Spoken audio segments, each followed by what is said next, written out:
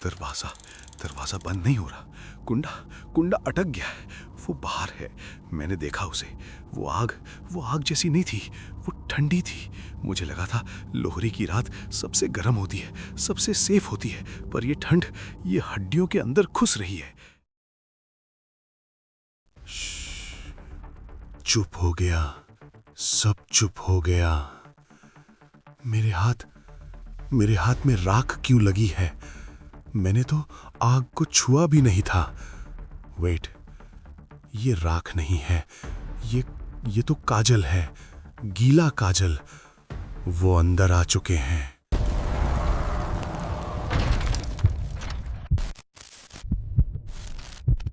लोग कहते हैं आग गर्म होती है, पर उस रात सुल्तानपुर में जो आग जली वो बर्फ से ज्यादा ठंडी थी।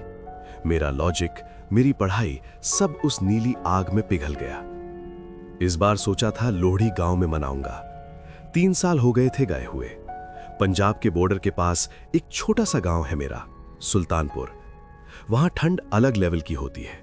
वो वाली ठंड नहीं जो जैकेट से रुक जाए, वो वाली जो दिमाग सुन्न कर देती है। हाईवे से उतरते ही ठंड ने फेफड़ों को जकड़ लिया। सन्नाटा इतना गहरा था कि कुत्तों की जगह खेत में किसी के घसीटने की आवाज आ रही थी, और हवा में थी वो मीठी सड़न, सड़े हुए गेंदे के फूल। जब मैं गांव के मेन गेट के पास पहुंचा, मुझे लगा कोई तो दिखेगा, कोई अंकल, कोई बच्चा, कोई ट्रैक्टर। पर वहां धुंध इतनी थिक थी कि 10 कदम आगे देखना मुश्किल था। मेरा घर गांव के दूसरे कोने पे था। मैंने अपना बैग एडजस्ट किया और चलने लगा। गलियां खाली थीं। लोहरी की रात थी यार, ढोल बजना चाहिए था, आग जलनी चाहिए थी, लोग नाचने चाहिए थे। पर हर घर का दरवाजा बंद था और हर खिड़की पर काला कपड़ा टंगा हुआ था। मैंने सोचा शायद किसी की डेथ हुई है। गांव में ऐसा होता है, अगर किसी की मौत हो जाए तो त्योहार नहीं मनाते, पर सबके घर। जब मैं अपने घर पहुंचा तो मेन गेट खुला था। आंगन में बड़ा सा अलाव बना हुआ था लकड़ियों का, तैयार था जलने के लिए, पर जला नहीं था। मेरी मां बरामदे में बैठी थी, अंधेरे में, बिना शॉल के। मैंने आवाज दी, बेबे। उसने गर्दन घुमाई, बहुत धीरे, जैसे उसकी गर्दन में जान नहीं, सिर्फ गियर्स हों। उसने मुझे देखा, पर कोई स्माइल नहीं, कोई आ गया मेरा पुत्र नहीं, बस देखा। उसकी आंखें पथराई हुई थी।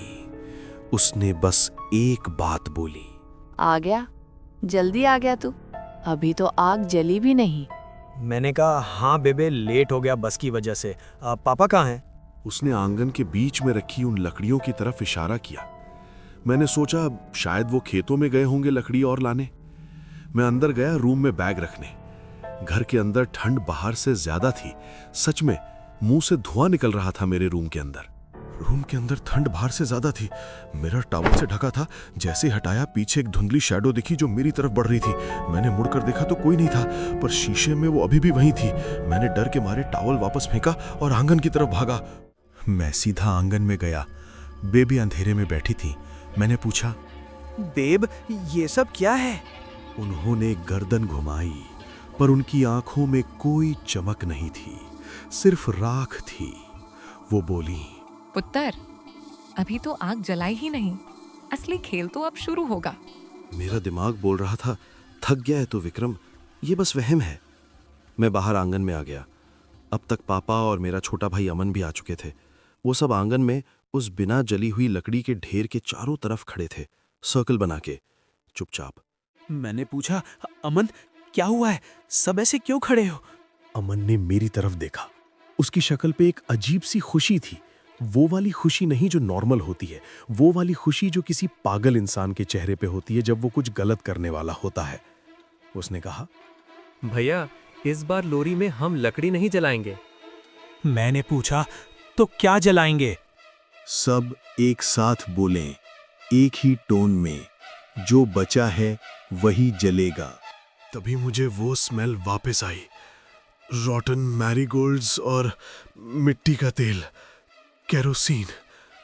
पर केरोसिन की स्मेल लकड़ियों से नहीं आ रही थी, मेरे घर वालों के कपड़ों से आ रही थी। तभी गेट पे किसी ने आवाज दी, विक्रम, ओए विक्की। वो मेरा दोस्त जीत था। उसके हाथ में मिठाई का डब्बा था, पर उसकी आंखों में कोई चमक नहीं थी। वो बस मुझे घूर रहा था। जैसे ही मैं उसके पास गया, वही मीठी सड़न वाली स्मेल आई, सड़े हुए गेंदे के फूल। मैंने पूछा, जीत, ये सब क्या हो रहा है? उसने एक ठंडी हंसी हंसी और बिना कुछ कहे अपना कुर्ता नीचे खींच दिया। मेरा गला सूख गया। वहां चमड़ी नहीं, सिर्फ जला हुआ काला मांस और पिघली हुई हड्डियां थीं। विकी, तू इतनी देर से उनके साथ क्या कर रहा है? वो तो पिछली लोहरी को ही राख हो गए थे, बिल्कुल मेरी तरह। जीत ने मेरी तरफ देखा। उसकी आंखें अब नॉर्मल नहीं थीं। उसने कहा, क्योंकि जो अंदर थे वो तो पिछली लोहड़ी को ही जल गए थे, तू भूल गया? मेरा दिमाग सुन पड़ गया। मैंने कहा, क्या बकवास कर रहा है? जीत ने अपना कुर्ता थोड़ा सा नीचे किया अपनी छाती दिखाने के लिए। वहां चमड़ी नहीं थी, सिर्फ जली हुई पिघली हुई मांस और हड्डियां थी। कोयला बन चुका था वो अंदर से। उसने हंसते हुए कहा, हम सब वेट कर रहे थे विकी, आग बुझने मत देना।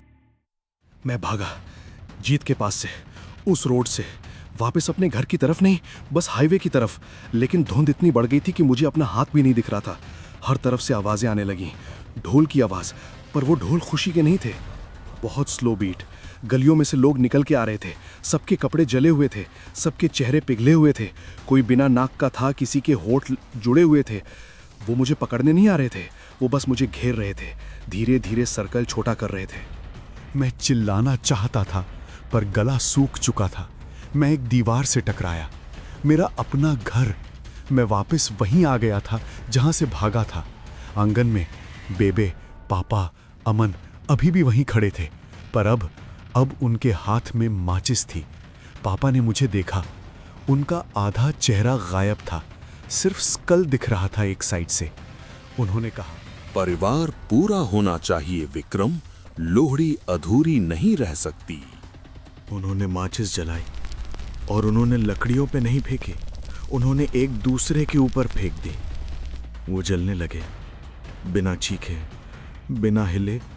वो बस खड़े खड़े जल रहे थे और मेरी तरफ देख रहे थे। उनकी आंखें वो आग में भी पिघल नहीं रही थी। मेरे पैरों में मुझे गर्मी फील होने लगी। मैंने नीचे देखा, मेरा दायां पैर अपने आप आग पकड़ चुका था। मैं चीखा। मैंने हाथ से आग बुझाने की कोशिश की, पर वो आग गर्म नहीं थी। वो आग बर्फ जैसी ठंडी थी। वो मेरी बॉडी को जला नहीं रही थी, वो मुझे मिटा रही थी। मुझे समझ आ गया, ये गांव पिछले साल ही खत्म हो चुका था। एक सिलेंडर ब्लास्ट या फॉरेस्ट फायर, मुझे याद नहीं आ रहा। मुझे याद क्यों नहीं आ रहा? शायद मैं भी वहीं था। क्या मैं बच गया था, या मैं भी? अमन आग के बीच में से चलता हुआ मेरे पास आया, पूरा जला हुआ। उसने मेरा हाथ पकड़ा। उसका हाथ मेरे हाथ में मिक्स हो गया, पिघल के।